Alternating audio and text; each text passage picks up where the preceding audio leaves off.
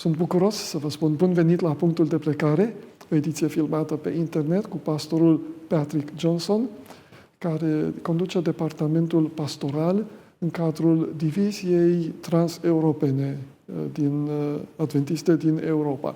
Deci este o zonă, o regiune a Bisericii Adventiste care acoperă cam jumătate din Europa, începând din Scandinavia, partea nordică, apoi Anglia, câteva țări din centrul Europei, țările din fosta Iugoslavie, Ungaria, Polonia și altele.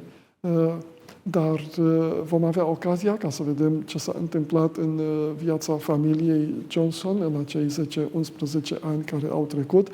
Dar apoi ne vom concentra asupra unui mesaj spiritual, pentru că de câțiva ani pastorul Johnson și-a dedicat studiul și predicarea și în cele din urmă scrisul unui mesaj foarte, foarte important, central pentru Biserica Adventistă, cele 3 solii îngerești din Apocalipsa, capitolul 14.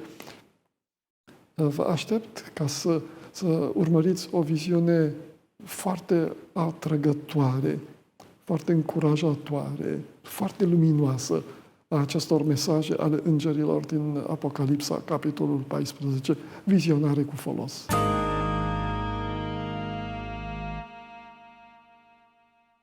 Pastor Johnson, thank you very much for accepting my invitation. Thank you. It's good to be with you. Yes, actually, this is the second conversation we had 11 years ago when you were pastoring a very special church at the Newbold College at that time. I've been there filming for a couple of days, and you were one of my special guests at that time. So many things happened, both for you and for me in the meantime. So thank you for coming again. For the benefit of our viewers, would you please give us a brief review of your life journey and faith journey, let's say up to a decade ago, and then maybe with more details on what happened in the meantime? Okay, yeah, thank you. Yes, I was born in Jamaica and moved to England when I was just a baby. So I was 3 years old when the family moved to England. Yes. And I grew up in a home with a mother who was an Adventist, a Christian. My father was not. And all of us siblings, we kind of followed our mother and are all Adventist Christians today. How large is the family? How many siblings do you have? So I have 3 siblings, one brother and 2 sisters. Yeah, all living in England at the moment, which is good. Is anyone still inhabiting the island of Jamaica? Yeah, it's a good question because we spread out all over the place. Yeah, absolutely. There are more people living outside of Jamaica than actually in Jamaica, so it's a good question. There are still a few left there, though.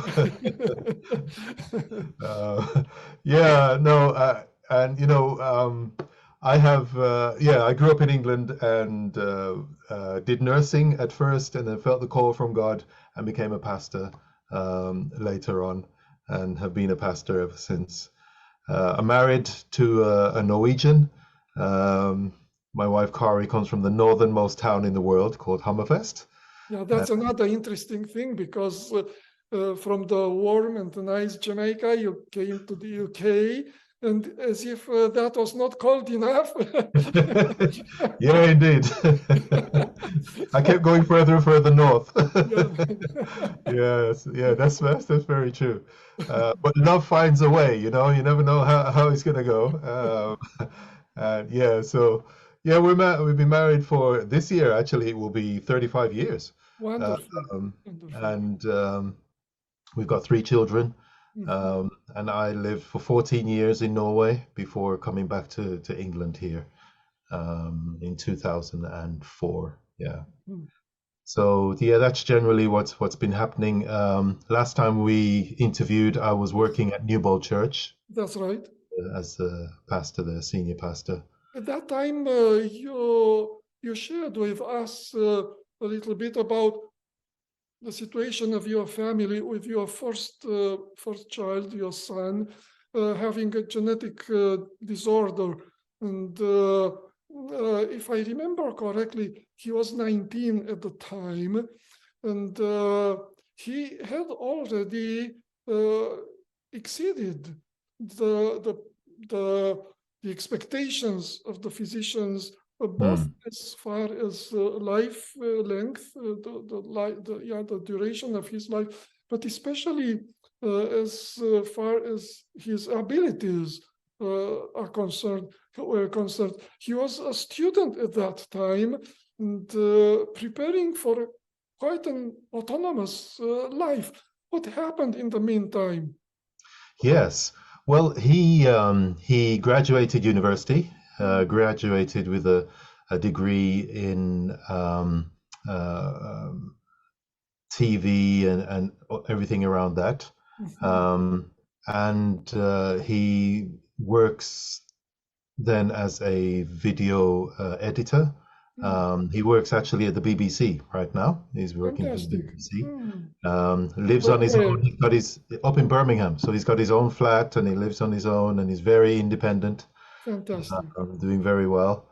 But part of what's happened, the research into his kind of condition has constantly been progressing, and so he gets medical treatment every week. So they put up a drip and it takes like 4 hours, going into his arm. But he just has that in the one arm and he carries on working with the other one. And this medication helps him to function much better, gives him less pain, and it's expanding his life expectancy. So it's been very, very good, actually. And I suppose he's in good spirits. He's confident, or sometimes maybe he has some. It's up and down, as life is. The pandemic really hit him hard because he was on his own for a good while. Yeah. Had to be, being more of the vulnerable category, he had to stay away from people. He did come home for a good few months then, just so he could be around some people. Yeah. But now he's back up there on his own again. So yeah, he's up and down, but he's doing okay. Yeah. Yeah, the fact that he's able to be on his own and he is willing to do that says a lot. Yeah. So what are his sources of resilience, of strength? What keeps him going, actually? Yeah. I think there are different things that he would say. I mean, he's very independent in himself. So he's very self-driven, very determined. When he sets his mind to something, he's going to accomplish it. He has a very strong faith in God, and I think that has really helped him through the years. Absolutely. He has wrestled with God. There's no doubt about it. So it's not like he just has this wonderful, easy faith. No. He's had times when he has had to struggle very much with God. He went through a phase where he really hated the disease and everything like that. But I think he's come out stronger because of it. And that's also helped me in my journey too, actually, because you may, when you've got a lifelong condition like he has, you stop praying, Lord, heal me, and then you go on to saying, okay, Lord, how can you help me carry this all the way through? And we've talked about this he and I, and we've kind of moved from focusing on God's power to focusing much more on God's character. And that, I think, also gives you a source of strength when you're understanding what God is really like, even though he may not use his power to heal or whatever it may be, but his power is sustaining all the way through, because you're focusing much more on his character and how good he really is. Yeah, so we come to a point where we don't seek God's supernatural power to heal, but God's supernatural power to keep going. Yeah, exactly. And I think it's, that's part of a maturing faith, isn't it? I think immature faith tends to want to see miracles and all those kind of things.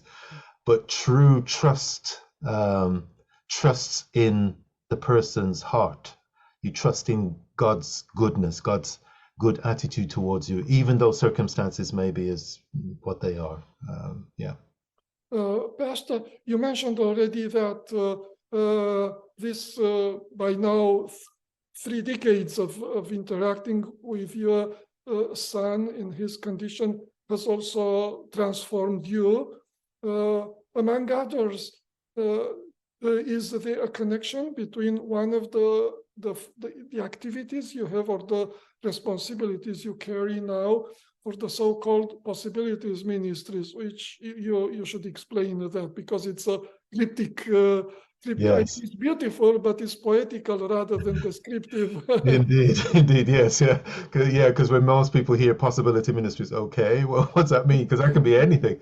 Yes. So yeah, my interest in disabilities, people with disabilities, of course, has come through my son. So I did my PhD, I did my studies on people with disabilities. So I have a doctorate with that as a focus. And so that's one of the responsibilities I have now in my current position, to help train up other people to be leaders of this. The name, it used to be called Disability Ministries, which of course is descriptive, but then, you know, part of the reasoning for changing it was, well, should we only be focusing on what people cannot do? Yeah. And so the thought was, okay, let's put it more positively. So it's possibility ministries. So when you see a person who's disabled, think possibility, not disability. That's the idea. I think in the meantime, there's another name, people with special needs, I think. Yes, indeed. That's But right. again, it's focusing on what they can't, or Yes, what they need from us, the yes, normal, the able.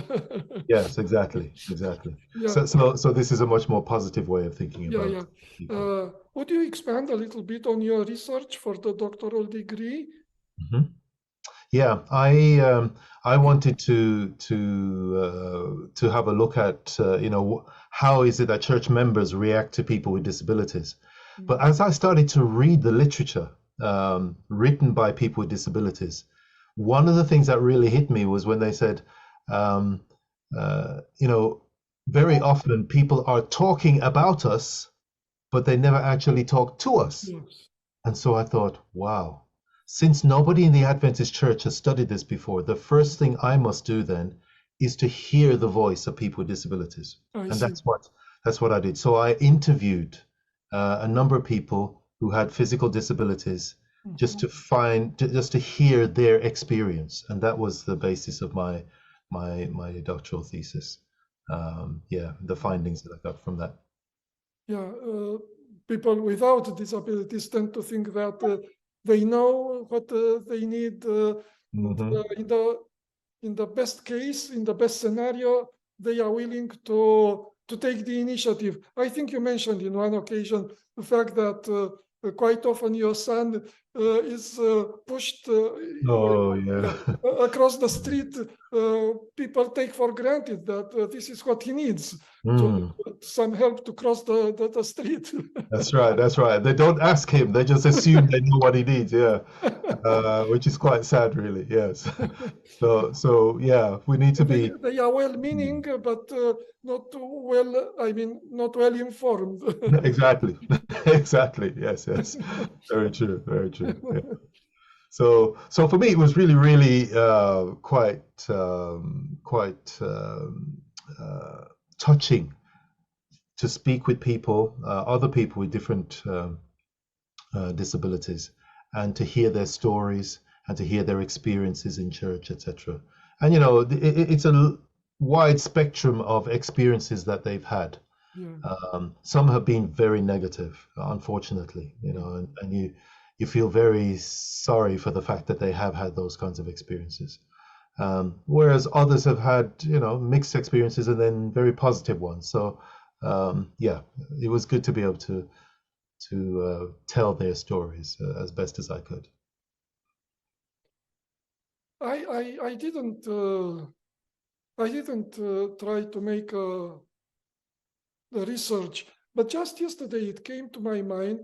Maybe I'm wrong, but that was my first impression, that in all his encounters with people with different disabilities or diseases, I don't think Jesus ever expressed pity on them.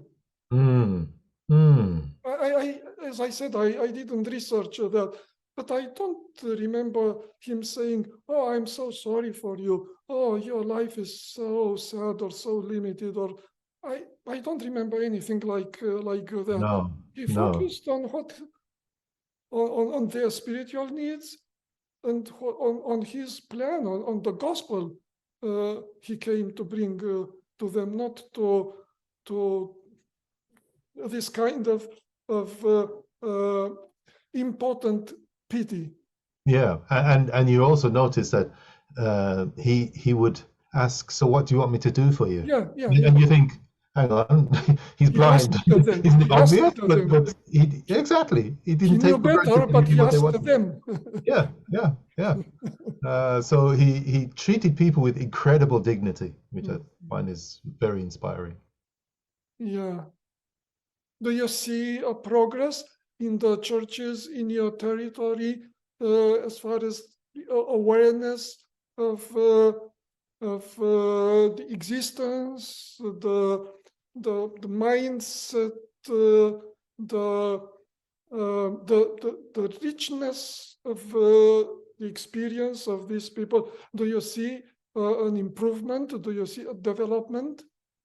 I guess that it's been very slow, Slow.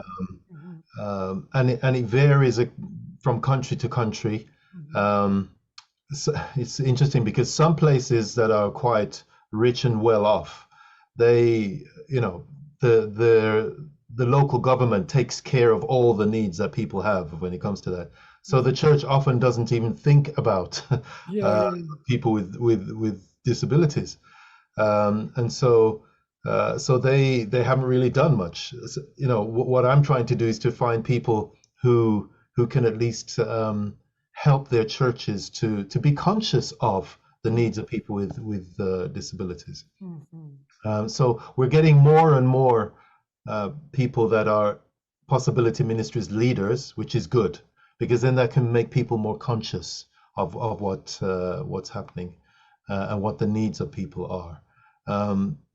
I think, yeah, I'm seeing signs that there's more sign language being done Mhm. in various places as well, which is good. Some churches are learning sign language so that they can be signing for people who may be deaf. Wonderful. Um, yeah, so the it's slow progress is where I would put it.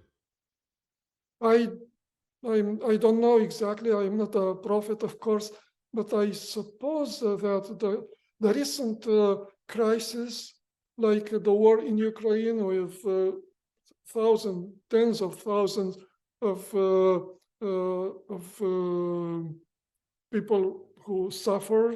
I mean, yeah, and now the recent earthquakes in Mm, Turkey and Syria, tens of thousands of injured, and and quite a number of them may try to reach Western countries, your territory. yeah, I yeah. think that could be the next challenge. Indeed. I think, you know, having people coming in, um, and of course having their own needs and traumas, etc., um, always has its own challenges. It's a blessing for the churches when people can be coming to find a church, but then your cultural background also plays a huge role, and there can be misunderstandings in, you know, from what you are used to back home and what you meet in this new host country. Yeah. The mindsets can be very different. There has to be a lot of um, cultural awareness on both sides, so that there isn't too much friction. But yeah, it's a growing challenge in various countries. Yeah. Pastor, allow me to get a little more personal. One of the categories included in this area of possibilities ministries includes you and me, people who are caring for disabled or aged, or you are in this situation, I am in this situation. How do you experience your own needs as a care of a person with needs in the church, among your colleagues? What is your own experience? Yeah. It's interesting. I think as a carer, you have an insight into what life is like for a person, for example, like my son with disabilities. Yeah. And you listen to things in a different way than most other people would be doing. So you're listening from their perspective. And sometimes I hear things so, preached on or whatever, and I think, oh dear, no, no, that's not the way it is. That's not the way to think about it, because they're taking for granted certain things. So when I'm almost very aware when I'm listening to what's being said, etc. Mhm. From a personal perspective, I think it's been interesting to go on the journey that I've been on, as a carer for my son. It's opened my eyes to a world that I would never have even thought about. Mhm. So I think it's made me a better person, just as somebody who has needed to learn to care for someone in a different way. And I think that's what it is with carers. Now, of course, because he's much more independent, Yes. it's not so intense for me. But I do know of other carers. For example, I have a sister who has a son um, uh, on the autistic spectrum. So he has autism, and he's, quite demanding. And the thing is, it's quite tiring because it's 24/7. You don't get a break or anything like that in that sense. And so their involvement in church can be quite limited Yeah. because they they have a job and they're full-time carers as well as that, and there are all kinds of pressures on top of you. So yeah, it's well, as you say, you're also a carer. You know how demanding it is, and it's, yeah, both emotional and physical, as well as spiritually demanding. I think it can be. It's an interesting challenge, I think. Last question on this aspect before going further. Uh, how it is for the rest of your family, your wife and the two daughters, You mean in terms of caring, or? and Yeah, the emotional response, the faith yeah, yeah. response. I think my wife, being a mother, she has a bigger heart in that sense. I think she carries the burden much heavier than I tend to do. And when things aren't going so well with our son, she feels it much deeper, and carries it very, very, very heavily. And I think that's because she's much more empathetic in that sense. She Right, feels much more than I do. right. Um, it, it- and the girls as well in their way, because for them, having an older brother like that is being completely natural. There's no problem. But but what they do, they can get quite angry when they see injustice happening towards him. Yeah. And yeah. Um, Otherwise, it's a very natural part of the family, that the caring and whatever else that needs to happen, accommodating to his needs, the places we can go to and cannot go to, or how we negotiate things. It's been a fairly natural part of the family. Although both girls, they have their own lives and they're doing their own things, but when we're together, it plays out a little bit more. Yeah. Yeah. Well, I don't want to focus just on that because you as a person and you as a family are much more than that. Yeah, indeed. That's as you said, it's a natural or integral part of who you are, but it's not just that. For the last 8 years, you have also been serving as the pastor of the pastors, if I could say that, for that part of Europe, which is called in our administrative language in the Adventist Church, Trans-European Division, which is a hugely diverse region from UK to southeast of Europe, former Yugoslavia and Albania, then to north, the Scandinavian countries, Poland, Hungary, Central Europe. So very, very diverse. So it's difficult to, giving an average doesn't mean anything. How would you present the condition or the state, the state of the pastoral, the ministering body in your territory? Yeah. No, yeah, your observation is correct. You know, very diverse group of countries. We've got 22 countries that it covers, yes, and everyone is very different. Yeah. But one of the first things I did when I came into this position was to work with the health ministry's leader at the division to look at.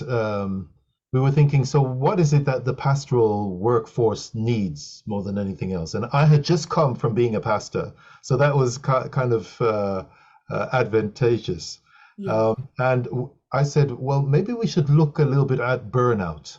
And so we did a little interview with most of the pastors across the division about burnout. Just a simple kind of questionnaire about burnout.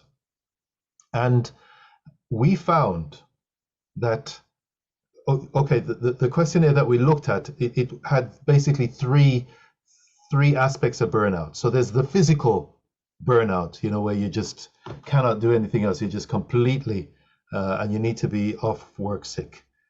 Most of our pastors are doing quite well there, so that's not a problem.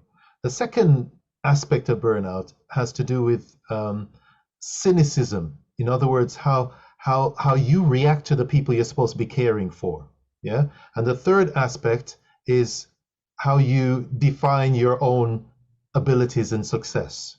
So the first part, there was no problem there. But the other two, we found 60% on average of our pastors were suffering with those symptoms of burnout. And so we thought we've got to start doing something to help alleviate these problems. And so a number of the things that we've tried to do now is to address that. So we've looked at the job description of pastors, for example, because so many things have been thrown at a pastor. And so we thought, okay, let's see if we can firm up the job description. What is it that a pastor is supposed to do? And we found like 7 competencies, and that's what we're using as a measurement tool for success, etc., etc.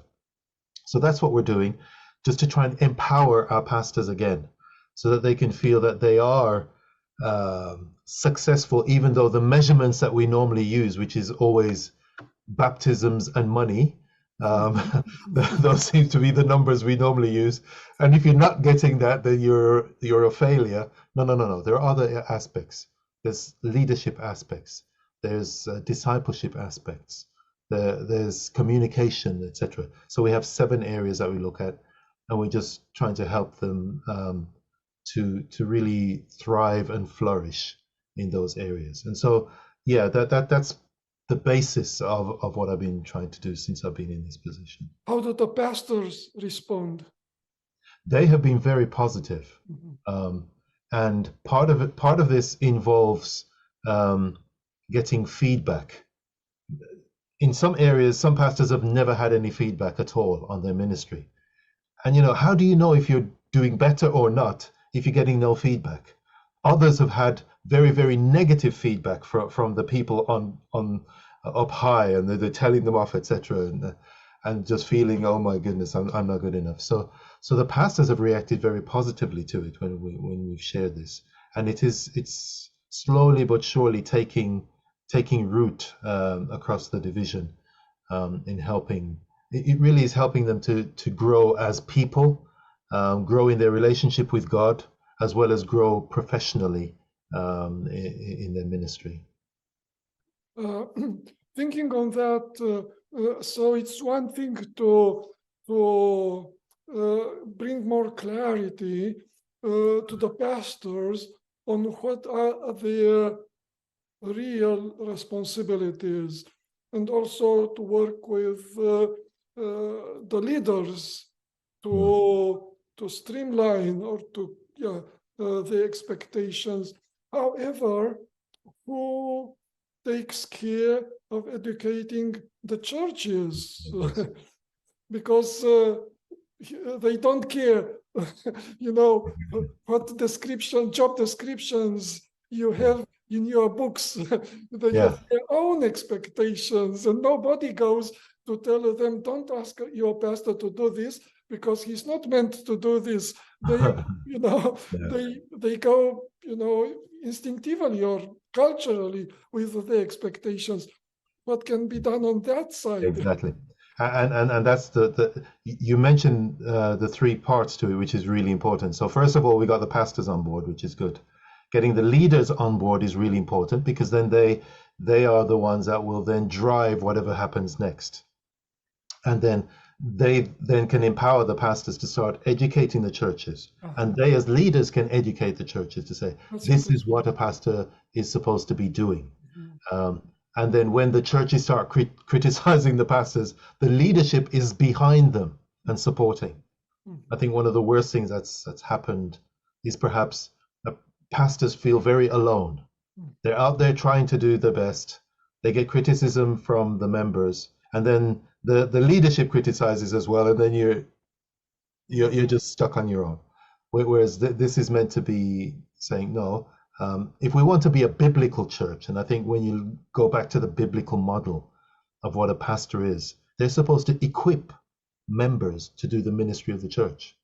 We've kind of gotten into the idea that what we do is we pay the pastor to do the ministry of the church, but that's not the biblical model. When you look at all the teachings on spiritual gifts, pastors and teachers to equip the body of Christ to do the ministry of the church, and it takes it's a big shift, no doubt about it.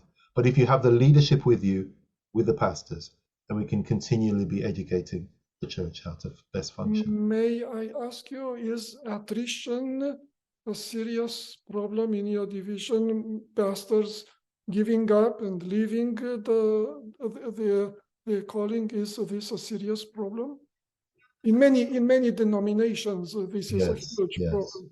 We have noticed in some of the unions that the first few years of ministry we lose too many pastors. So part of what we've started to look at is, okay, we have what we call an internship period, a 2-year period where people are supposed to be learning what it means to become a pastor. And that has not had the attention it should do. So for example, just a couple of days ago, I was in one union doing some training for the mentors of newly educated pastors, because once you make that period good, then you tend to keep your pastors for longer. But if all you do is when they come out of college and you throw them into a church and say, get on with it, most, they give up, because it does get quite tough, actually, especially feeling alone, etc. So that's part of what we're doing to try and strengthen that side of things as well. Well, thank you. I'd like to for the time remaining, to focus on a quite different topic. Recently, you have published a book on a part of the Bible which has always been very, very central to the ethos and the theology of the Adventist Church. I don't even know if in other denominations this short portion of the Bible has a special meaning. Is what we call the three angels' messages, Revelation chapter 14, verses 6 to 12. Well, Yeah, and so you have preached for a while, and you have also published a book on that. First of all, what happened? Why did you feel need to dig deeper in this topic, and then to preach and to print to write a book? Yeah, thank you. Yes, well, part of what happened was I was invited to speak with the young adults at my local church, and they gave me the topic of identity, and they said you can speak about anything you like within identity. So I thought, okay, I'll talk about Adventist identity, and so I started off by asking them, so what is it that makes Adventist different to other people? And they gave a number of different responses, but that didn't really make us any different to anybody else. Finally, somebody did say, well, what about the three angels' messages? And I thought, oh, okay, that's a good one, because there are, like you said, there aren't many others. I don't know anybody else, actually, that speaks about this as something important. And I'll tell you what those messages are in a little while. And so I said, okay, good. So what are the three angels' messages about? And there was silence. They couldn't tell me. I mean, eventually one of them said, we're against Catholics. And I said, no, that's not what he said. And we carried on. We had a really good conversation afterwards, right? But I left that meeting and I thought, wow, imagine, this is supposed to be something really central for Adventists. Yes. But most of now these are people like 18 to 30 in age, young adults. They haven't got a clue. They don't know. And I don't think many of our older people know what they're about either. They've had it explained by our experts, but they couldn't tell you, and they definitely wouldn't tell anybody else. So I thought, well, if this really is supposed to be important for us, then I've got to look at this some more. And so I ended up preaching some sermons on it. And from those sermons, I ended up writing a book about it as well, to try and make it, my thought was to make it as accessible to everybody. So Adventists, non-Adventists as well, if it really is supposed to be as important as we say it is. So these three methods. Yeah. So the beginning, verse 6, gives us two indications of the extreme importance. First of all, it's called an everlasting gospel. And I think this is the only time the word gospel is used in the book of Revelation. It's the only time the word comes up there. And then the content of these messages has to be proclaimed virtually to every person on the planet, which is fantastic. Yes. Yeah. So why? What do you think? Why? What we read there is actual gospel, everlasting gospel, the same as ever. And why is it so vitally important or decisively important for every person on the planet? Right. Yeah. Very good questions. And so these three messages are found in Revelation chapter 14.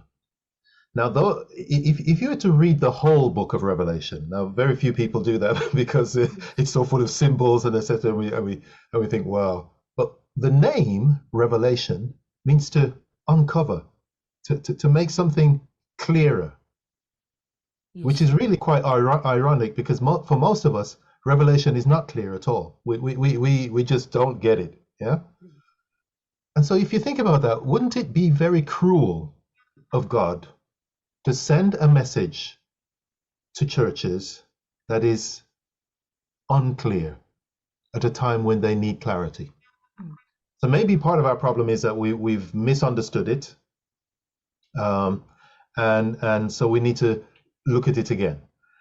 But if you listen to the whole book, because of course originally it was listened to, we read, but it was listened to by the original audience. That's why it says, "Blessed is the one who's reading and the one who's listening." Yeah.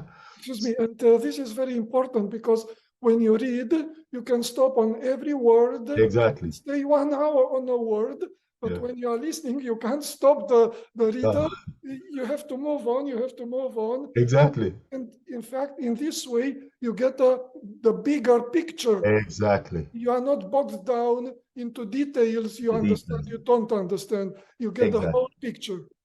And that's the first step. You have to just listen to it. And when you listen to it, you get like you say, you get a big picture and you get a completely different feel for what's going on. Now, the way we listen from A to B and it ends like that. The original audience, which would have been much more Semitic, from the Middle East, they listen in a way that's, if you think of an X, where the middle part is the most important. And the middle part of this book is chapters 12 to 14, those 3 chapters. And in that, right in the middle of it, of the book, we're told there was a war that started in heaven. And it's like, oh. And then the rest of chapter 12 talks about the enemy of God and what he was doing to try and cause this big, what we call a great controversy, a kind of cosmic conflict, okay? And he tries to kill, for example, Jesus, who you'll find there in chapter 12, and he's not able to do that. And he then is so angry, he goes and gets some help to try and win in this war. And the help he gets is 2 beasts, and they're described in chapter 13. And these 2 beasts, basically what they do is they deceive the world, and they make everybody worship God's enemy. You get a mark. You may have heard of the mark of the beast. Everybody gets a mark and all the rest of it. So you've got the war going on in chapter 12. You find out how God's enemy fights in chapter 13. Chapter 14 shows us how God fights back against this. Chapter 14, God puts a mark on his people called the seal of God. So that's you can see counterbalancing. So notice you've got God's enemy and 2 others. You've got a trinity. And in God's side, you've got a trinity as well. So he fights back by giving his people a mark and also giving 3 messages so that people aren't fooled by what's being said. That's why these 3 messages are so important. Because he's trying to show, listen, in this war that's been going on, they have misrepresented who I am. So let me give you some messages that clear that up. That's why it's an eternal gospel. It's about God and how good he is, because his enemy has tried to paint him in a very negative light. And that's why this is so very, very important. So if that's the case, then, if that's what Adventists are trying to own, then we ought to understand these messages and be able to tell them clearly, so that the world will no longer be under the cover of deception that has happened to the whole of humanity. That's why these are so central.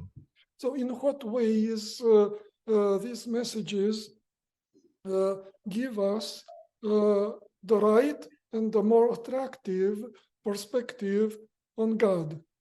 Yeah. Basically what they show, they show what God's character is really like. So that first one, as I see it, that first one saying, there's the eternal gospel, and it's saying, fear God, have respect for God, because the hour of his judgment has come. Now, most people think, oh no, judgment, God's going to start judging me. But actually, when you look at it, it's actually the time has come to judge God. The time has come for us to make up our minds about him. That's what's being said. And the way I do it in the book is I say, we all remember stories. You know, when I don't know what it's like, but with you, but when our family gets together, we're telling stories constantly, stories about what's happened, etc. You remember stories. So what I've done with these three messages is to think, so what's the summary? Is there a summary of what is being said? And can it be illustrated with a story? So basically, I connect a story to each of these three messages so that all you have to do is remember the story. And you can tell people a story that will illustrate that main idea. And so for the first one, I say, judgment is good news. And there's a story, use the one from John chapter 8 with the woman caught in adultery. That's the story. The second message is all about, it talks about Babylon. For me, the summary is the system is broken. And so I use the story of the three Hebrew boys from Daniel chapter 3 that are thrown into the fiery furnace to show that the system that we have in this world is a broken system. And then the third one is basically how God treats his enemies. And that's the story of Jesus in Gethsemane and then dying on the cross. So that's what I say. We can all remember those three stories. We can tell those three stories. If we've told those three stories, we have told the messages of those three angels. We're helping people to get a proper picture of what God is like. That really is. Pastor, we have about 8 minutes left, so we can't go into detail with each one of them. Let's try to go into some detail with one of them, maybe the first or the second. What about the second? The fallen is Babylon. As you said, the system is broken. Go into some detail with that. What does it mean to us in our times? Yeah. So basically, the story that I use from Daniel, it's from Babylon. Babylon, yeah. And you look at what the characteristics of Babylon. They used fear. They used coercion and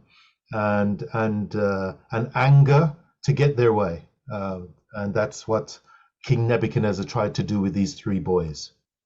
So what you want to look at is, the Babylonian system was built on an economic background. So the economics that we've inherited have really come back from Babylonian times, all the way back there, where you would, instead of bartering things, you would say, okay, I will give you 3 sheep for 1 cow or something or other like that. Now, 3 sheep aren't worth 1 cow, but that's the way it started happening. And then you started getting different levels of wealth. So the more you own, the higher you are in society. So you get hierarchies. Yes. Now, God created us equal, all of us. Nobody is supposed to be above you or below. We're supposed to be equal. Mm-hmm. But with the Babylonian system, you start to get this inequality. And so for us today, that translates very well into the way you see how every country basically has it. You've got those who have and those who don't have. You've got the rich and the poor. And it keeps us that way. We're totally that way. It doesn't matter what kind of, whether you're a religious country, whether you have a monarchy or not, whether you're communist or whatever you may call it, all societies are like that. And that's why the systems that we have are a broken system. And when Jesus came, he turned to turn it all upside down, because God's kingdom is not built like that. And he says the greatest is the least, etc., etc. The greatest is the one who serves the most, not the one who sits on the top and everybody serves you. Mm-hmm. The system that we have is completely broken. And so for us today, then, that would mean we should be working for equality across the board. Mm-hmm. So think about that.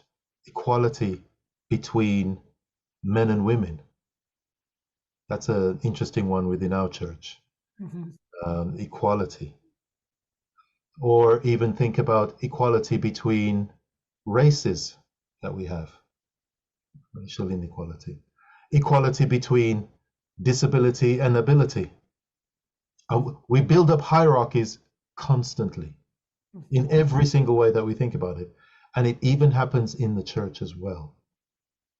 Because the idea of spiritual gifts is that we're all supposed to be equal, but we tend to have, well, this gift is a little bit poor, and this one has, and we do it constantly because we're so used to this broken Babylonian system where you start exercising power over others, and you use force, and you use fear, and you use those kind of things. So I think, it has great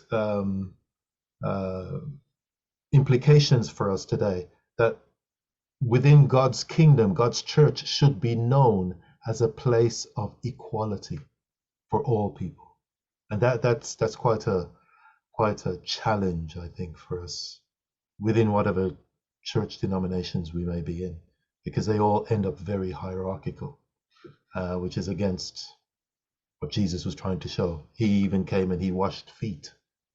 The great God of the universe washed feet because we're all equal.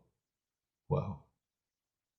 So yeah, I think there's some very powerful messages there for us.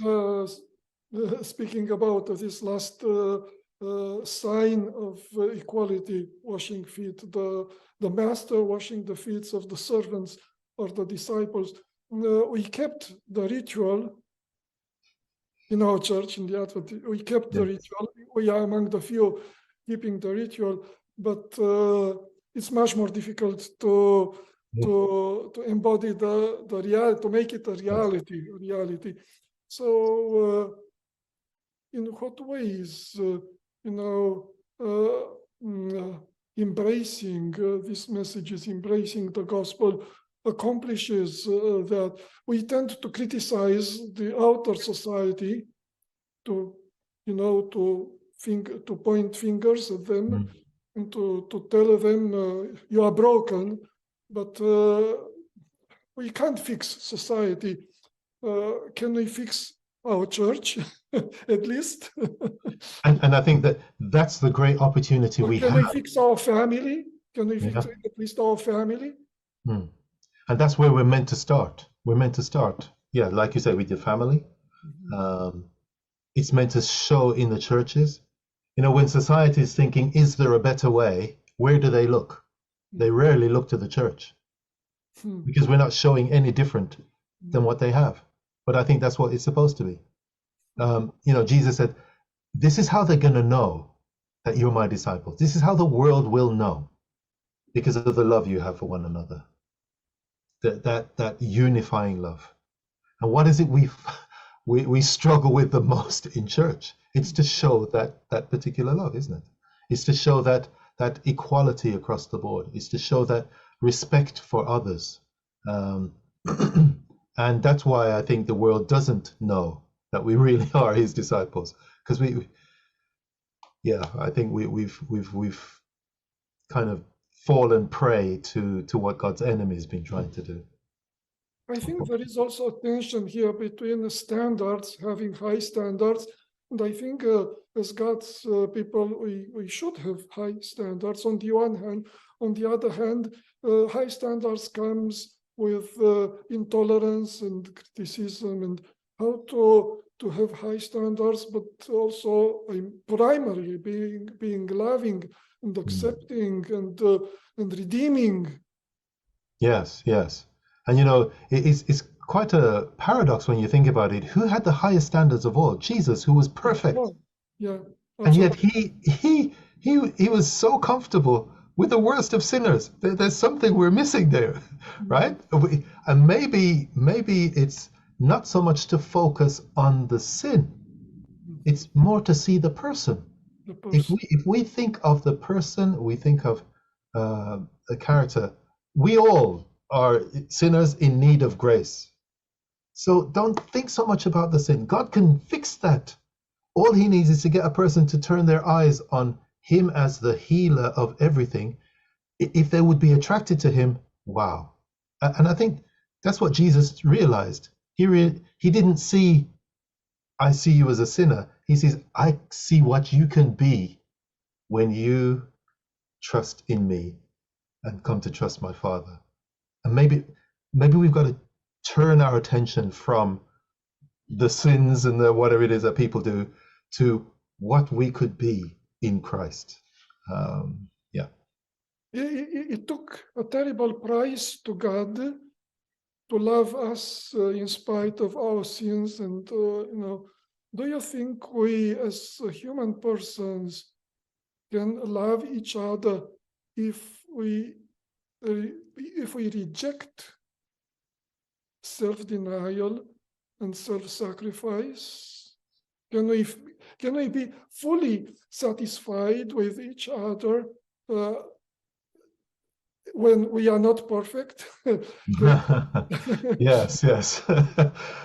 I think God's Spirit can do a whole heap. God's Spirit can do marvelously wonderful things. He's the one that is supposed to bring unity in the church.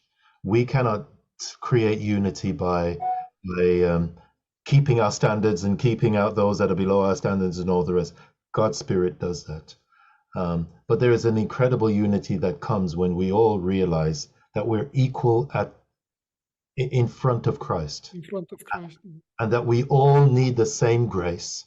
And that I'm helping you and you're helping me step closer and closer towards God. When we take our eyes off us and each other and have them at Christ and just be encouraging one another to move in that direction, I think there is hope. I mean, you see that. Look at what Jesus did with those 12 very, very different men.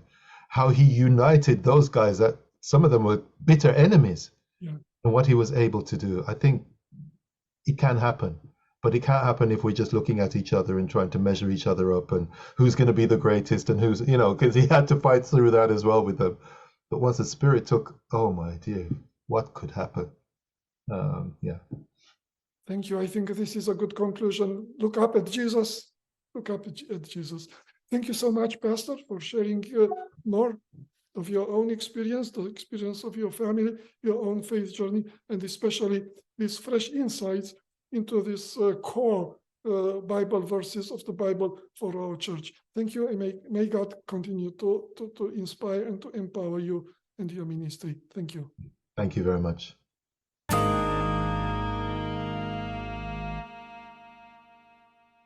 Vă mulțumesc pentru participare. Mă bucur că pastorul Johnson a avut ocazia să vorbească despre viziunea aceasta proaspătă, încurajatoare, atrăgătoare asupra celor 3 sălii încerești din Apocalipsa 14. Lucrul acesta coincide chiar cu trimestrul al 2-lea al acestui an, în care noi studiem chiar cele 3 sălii încerești. Am încrederea că această contribuție nouă va ajuta înțelegerea noastră, modul în care discutăm unii cu alții și mai ales modul în care prezentăm acest mesaj esențial. Gândiți-vă că Dumnezeu a anunțat că aceste 3 sălii încerești care constituie Evanghelia cea veșnică vor fi vestite, trebuie să fie vestite tuturor locuitorilor Pământului, fără excepție. Cât de important este ca mai întâi noi înșine să avem o înțelegere adecvată pe care să o putem comunica cu bucurie și convingere celor din jurul nostru. O săptămână binecuvântată!